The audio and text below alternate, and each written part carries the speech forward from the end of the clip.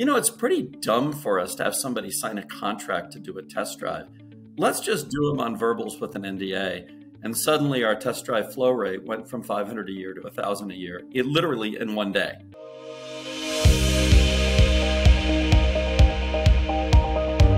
Hey, welcome back to another episode of the Growth and Scaling Podcast. I'm so excited to have with us today, Mr. Chris Beall. Chris, will you tell us who you are and what do you do? Sure, Todd. So I'm the CEO of a company called Connect and Sell. I've been here, been CEO for 9 years and change, been with the company since 2011. I don't know what a CEO does. I could explain it, but CEO is kind of like a king on a chessboard, right? It can only move one right. Square in every direction. So it can't really do very much, but somehow it's important. So I do CEO stuff. And what the company does is super simple. We let a B2B salesperson push a button and talk to somebody on their target list in 3 or 4 minutes with no effort. So it eliminates all of the excuses for not having the conversations that let you build pipeline and drive business.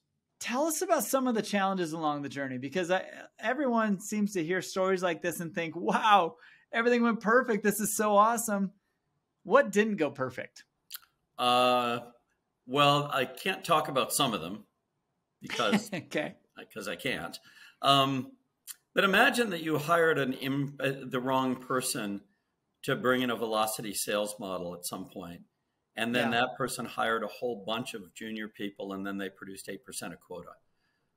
So imagine that. Wow, right? that sounds like a very, very hypothetical thing. Yeah, you could imagine that, and then you'd kind of have to do a whole bunch of things, right?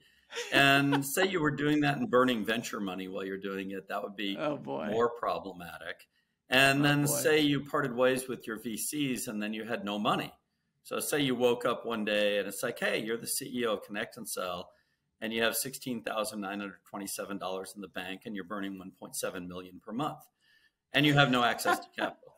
So those could be in That's one's imagination. That is a weird hypothetical. I know. I mean, I should have been a writer of fantasy or something. But so, what I've found is companies that are trying to do things that are really, really big, that require a lot of patience and being systematic, often have odd drama in strange places, especially if they take money. So going through the process of untaking money and going bootstrapped was a real challenge. And then what did you do? What do you do from there? That's all tricky stuff, right?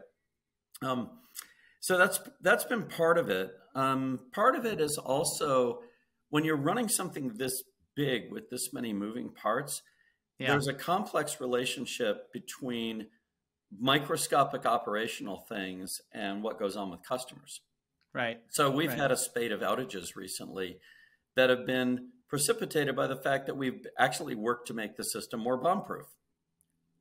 It happens all the time. You go to engineer out a bunch of stuff, and then you accidentally uncover something, right? I see. In this case, the something that was uncovered was the system got really fast at sucking up lists, and somebody edited a list and it had 15 million contacts in it. And this, so there you are, right? So I compare running Connect and Sell to being like, I don't know, did you ever see Master and Commander with Russell Crowe? Great movie. The boat one, right? The boat, right? Okay. Yeah, the HMS Surprise, right? So I read all those books to my kids back in the day, Patrick O'Brien's books. Running a company like this with deep operational complexity and lots of moving parts, hundreds of people are inside of the system making it go every day. Those people live and work overseas and across the U.S. Anything can happen at any moment. Right. And as the captain, you have to have an ear for what's just the normal creaking of the ship in the waves and what's the sound of a mast giving way. Right. And it's a very different game.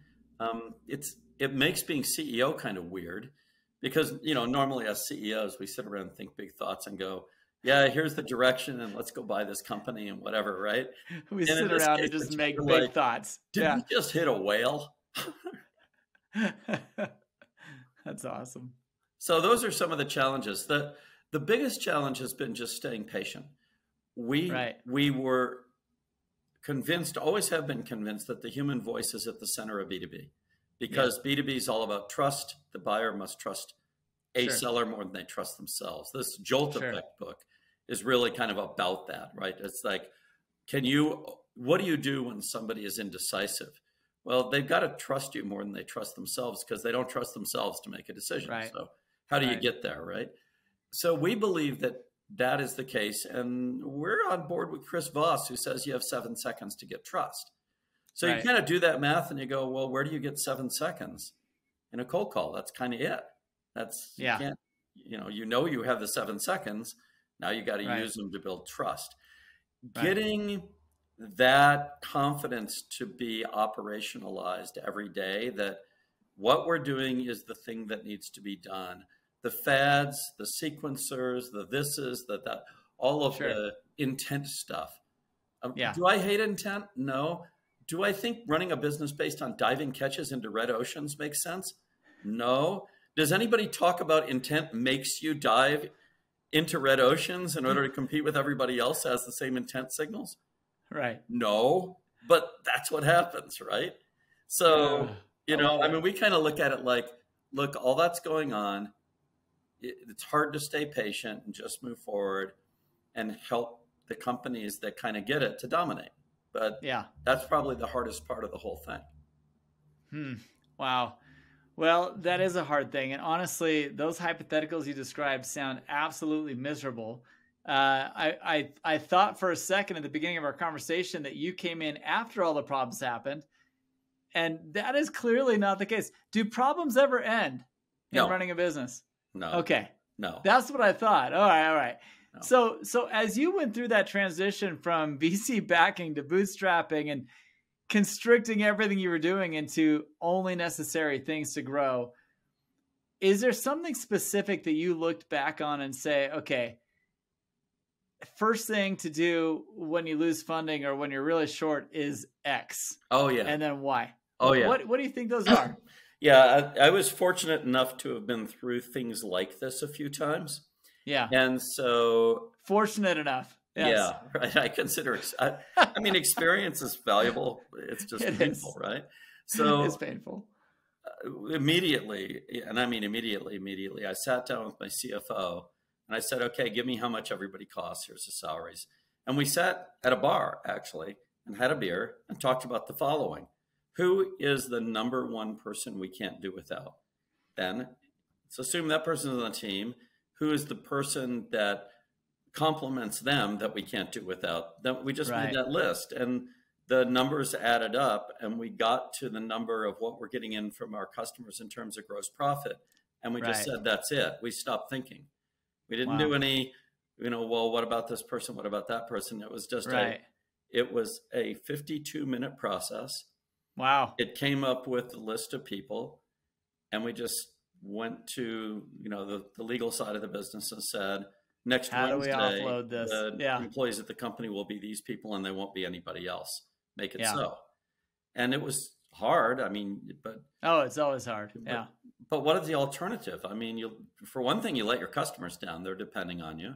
And another thing, what's the point of saying, hey, let's all stay around while the water gets up to our ankles and our calves and our knees, and then somebody yells out that fin in the water seems to have teeth, and let's just not do that. Right. So that's what we did. I love this conversation so much. This is great advice, great stories you've shared with us today. Honestly, I do need to reconnect with you probably after this for a second to really see what this is all about. But I love your business. I love what you've done with it. I love the story of how you've grown and scaled. I think it's very relevant for a lot of people listening. Help us understand your growth journey, because as you mentioned earlier to me in private, you are a finder, not a founder. You came into this business not at the foundational point, but you came in and you've done amazing things with it since that point. Talk to us about the growth journey. Where did you find the company? Where did you envision it? And how have you brought it to where it is today? Sure. I found it because a former employee called me up and said, you got to look at my company.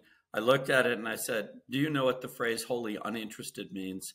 He pivoted quickly and suggested I meet with the CEO, who's this famous guy. I asked, is it that famous guy? And he said, yes. So I went to meet with him the next morning. He told me what the company was doing. And I said, I'm in. And he's like, what if I'm not hiring? And I said, look, it's a free country. I'm working for you now. So that's how I found it. I joined as VP of products, and I was relatively kind of well known at the time for building these really, really big global kind of, impossible to build systems as a software guy. So I took the thing apart, put it back together while it's flying, and it flies pretty fast. Of course. And so don't we all love that? Step one was prepare to scale. If there's no point in scaling a business where the hull of the boat isn't going to support the speed of the ship, right? Love it. So we did that first. That took 2 years. We got it over to the web. It was originally a product that was just on Windows. We got it to a horizontal scale state using the Salesforce.com scaling model, which is essentially horizontal. So that was thing number one. I think a lot of folks ignore that step and just go, well, sell, sell, sell, sell, sell. I knew this stuff could sell. Plus, we had it to sell with. I mean, how often does your product help you have 10 times more? It's crazy, right? I mean, so that was like, this takes no thinking. So after that, it actually took no thinking. It was just like, get a team. Okay, we already had one. Have them use our own product to talk to lots of people. Refine the message. But then we had to figure out something really, really hard. And it was a friction reducer about your response to connect and sell. So your response initially was, it's too good to be true, right? That was your initial response today. Right. That's everybody's response. So it took us a little while. I sometimes feel like the slowest guy on earth to figure out, we don't need to talk about this product. We just need to get somebody to try it, but not in a demo. So we turned off all demos, no showing of the product, and we instituted a thing called an intensive test drive. And the test drive is a full day of full production use of Connect and Sell. It's like, come make money using this thing. And we won't talk about it until that's happened. Because now it's not a question of too good to be true. It's like, who knows your experience. Look what we just did. Yeah. So we found that about 39% of those converted to pilots, and that our pilot conversions were about 61%. Ooh, and we could just make a machine out of calling people and talking to them, asking them to take a meeting where in the meeting it's about, are you thinking about a test drive? As I say to folks all the time, from what you've said so far, my strong recommendation is you take our intensive test drive. It's a free full day of production. And afterwards, we'll know what we're talking about. And we can have a discussion as to whether it makes sense to move forward. It's actually pretty simple, but it's friction. All we've really done, because we've never found a good channel, we've never found a way to identify our target market other than talking to them. And we've never found a way to get referenceability, because we sell a weapon, not a tool, and nobody references their weapons. So all the stuff I would advise others on, as I have through the years, we couldn't do. We're structurally, like, you can't get referrals or reference calls from people who are going, no, I'm dominating my market with this thing. Go away, right? So we use a nail-pounding brute force approach of direct sales and lots of feedback loops, and we're always looking for friction to take out. Like, it took all the way till I joined in 2011. We instituted the intensive test drive out of desperation with a company called Agilent, in fact, where I told the VP, I don't ever want to talk to you again after the third meeting. And she asked why. And I said, because I'll go to my grave still talking to you and we'll never do business. How about if I jump on a plane and come out across, one coast to the other, and we'll just use it? Can you come up with one user? And I'll have a customer success person join. That user, that sales rep, sold something within 3 minutes of pushing the button the first time, in a conference room full of executives who went bonkers, truly bonkers. I mean, like throwing stuff, bonkers. And I said, aha, no more talk.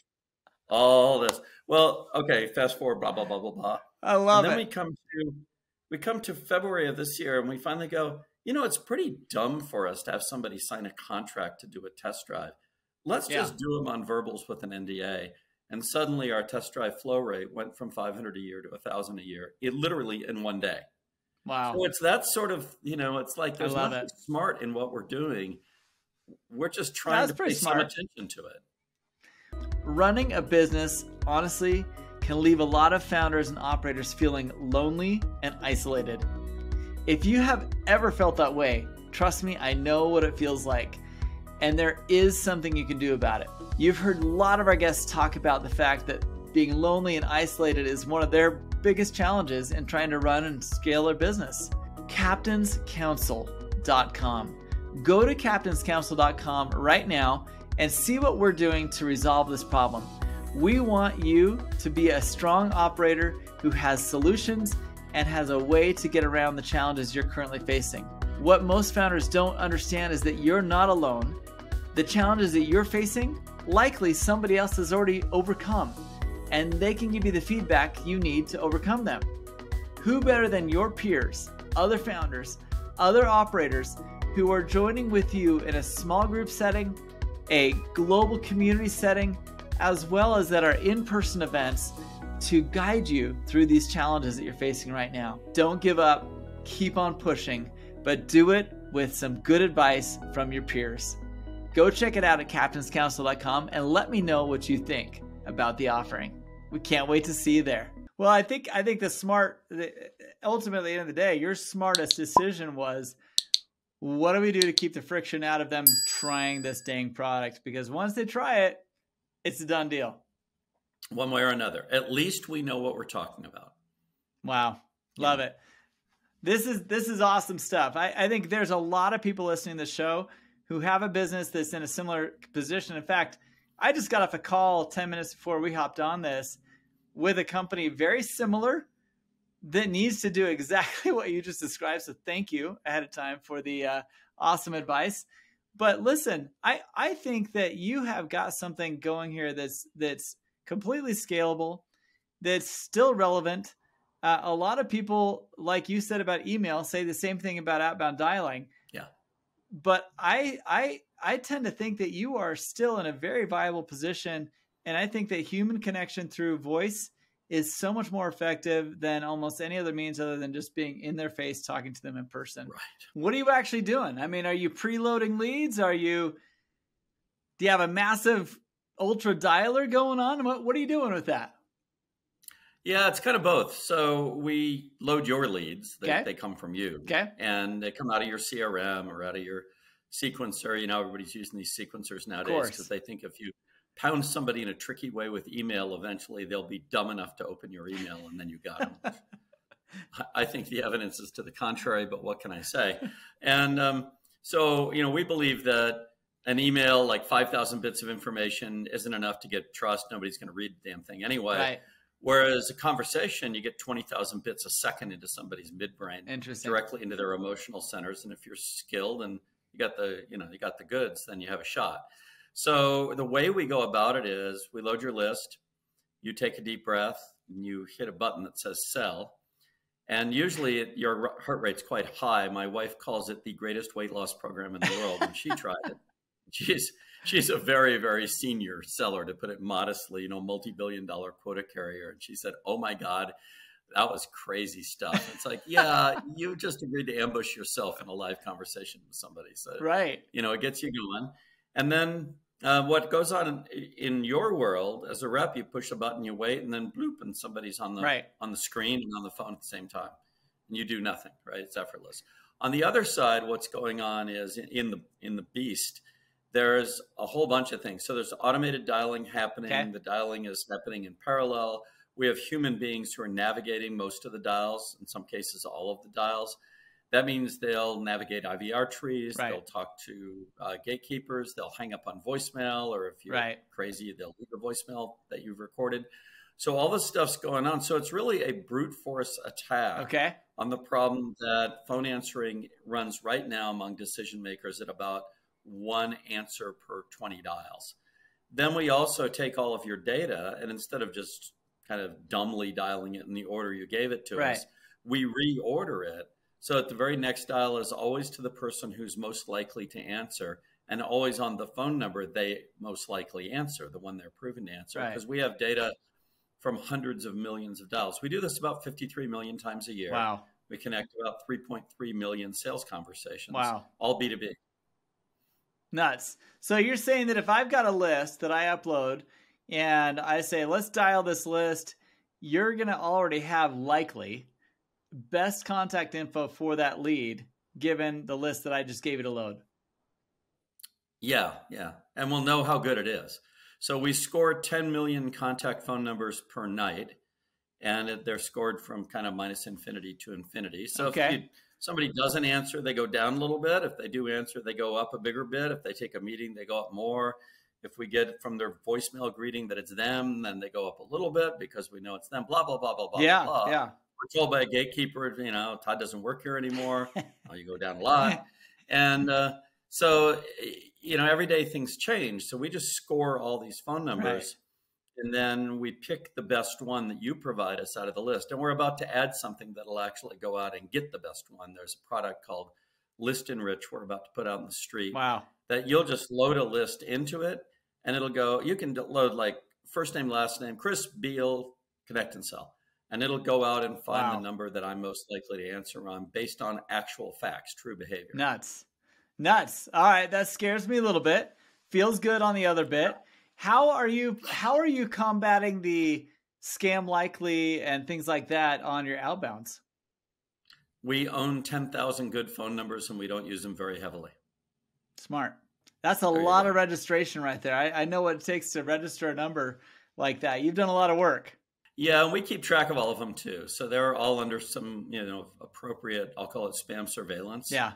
So if they show any signs of wavering, we'll pull them out and either throw them away or rehabilitate them or replace them. So I ran a call center for about 10 years offshore. And my question for you is, how big of a company do you need to be to run a program like this? Because I know that when doing predictive dialing of any sort, if there's not multiple people running the campaign with you, it sometimes can backfire because you may have 5 people connect at one time, and it makes it awkward for the person that just received the call.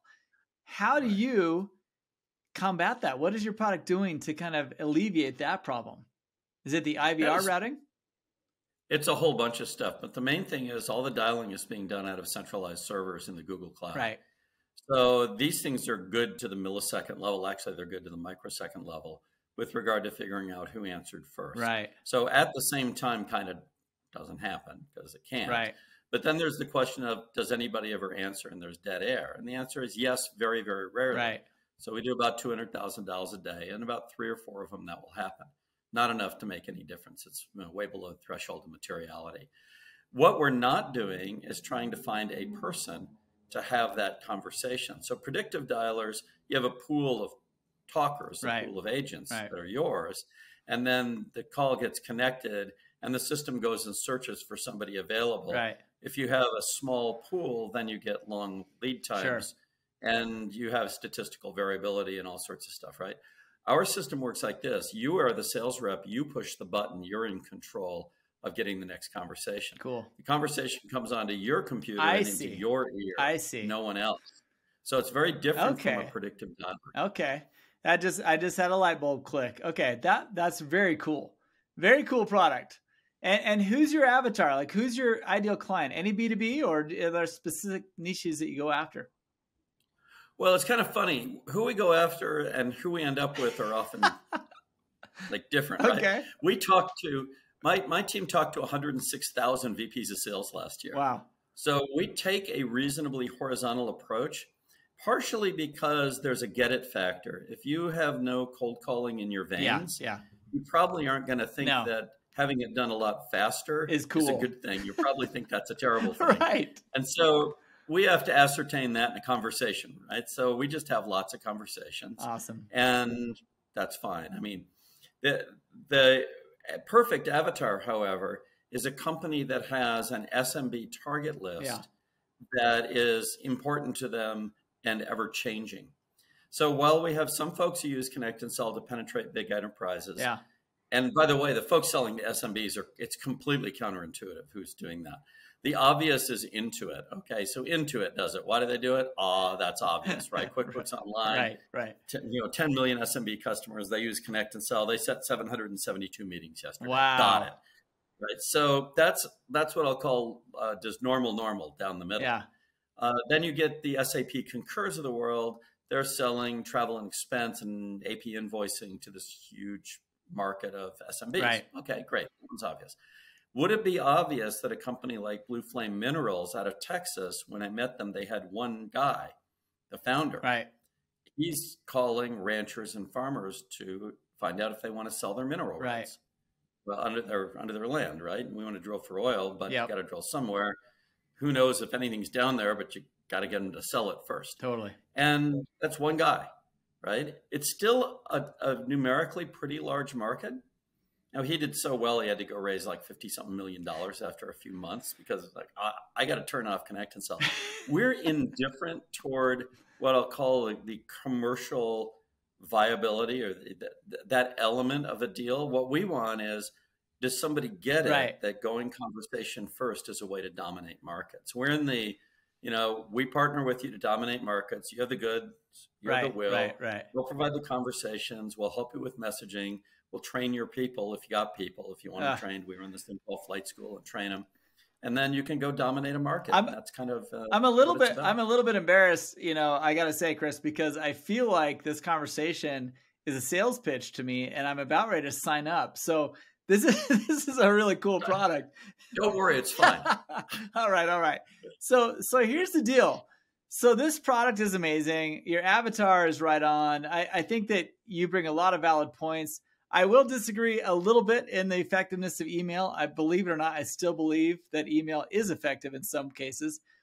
But there is no doubt in my mind that dialing always pays off. I don't see anybody's outbound campaigns working without an element of outbound dialing. And so I think it's fantastic. Is there someone that you've had in your back pocket that has helped you through some of these trials and kind of been that stalwart example of, hey, you can just keep on going with this? Who is that person? I want to give them a quick shout out. Well, it's my physics teacher from high school. I was going to be a high school physics teacher. Wow. And I student taught under her for, I think it was a whole year. It was a ridiculous and fun amount of teaching. And her thing was like, you go do it. It reminds me of my wife. My wife wrote a book called Love Your Team, a survival guide for sales managers in a hybrid world. And because I watched her manage and I said, what you do is weird. And she goes, no, it's not. I said, yes, it's weird. What you do is you just give it to the team and empower them and support them in doing their job, and you never dive in. Right. You understand, but you never, you're not the best. Right. You could be the note taker. But so what she did is just threw me in the water and said, teach. And if you want to really, light yourself on fire someday, go teach high school physics to a bunch of really smart seniors and get 6 sections of it in the first day with no prep. And then you have the next day and the next day and the next day. So at the end of all this, she was going to retire. She was out. Yeah. And it was a conspiracy. So I was going to come in. And she took me aside on the second of the last day. And she said, I don't want you to do this. Yeah. And I'm like, Mrs. Wilcox, actually, she was Carrie to me at the time. Carrie, what up? And she goes, look, I have a list of all of my students and I score them on entrepreneurial characteristics. And I said, what do you do that? And she says, well, I'm an angel investor. And I said, well, like, is that a good business, investing in angels? I didn't even know there was like a market for it. And she says, no, I invest in my former students. And this is why I can afford this nice house out there and care for you. No way. That's hilarious. Okay. So you have inside information, but legally, why are you telling me this? And she says, you're at the top of the list. I want you to go start companies. No way. So she booted me out of the nest and kind of made me go do what I do today. I love that story. That is fantastic. Seriously, I don't think anyone's topped that one. That is awesome. Bless her heart, and she definitely picked it right. You have an amazing resume on LinkedIn, and I just appreciate your stories. I appreciate you being here with us today. Honestly, we've got an amazing group of listeners. We've got an amazing audience we're targeting, and stories like this really do help other people feel like they're not so alone, and they've got someone who's been through that before. And sometimes that's all it takes to get through the challenges that we face. So thank you. You bet. You bet. I call this job the Lonely Minds Club. Yes. You don't get to have a heart, even though you have one. and your mind is going to be alone. So I highly advise anybody doing this kind of stuff, do what you can to alleviate the loneliness by talking to other people in the Lonely Minds Club. Love it. I love it. Fantastic. Well, thanks again so much, Chris. We appreciate you being here, and we look forward to catching up with the rest of you on the next episode. Thanks, Chris. Thanks, Todd. Hey, I hoped you liked that. I thought it was just an amazing interview. What a fun guy. What a fun company. And to be totally honest with you, I just loved the passion that he had for what he does. I love the technology that he uses to do it. Having been in the dialer game for a long time, he's developed something awesome, and it's really cool. And I'm telling you, the phone system has not gone dead. If you're not using outbound calling in your sales operations, you need to rethink that. You honestly need to rethink that. So I hope you enjoyed this interview. Leave comments with questions.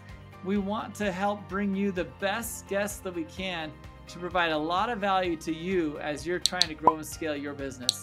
So thanks so much for being here.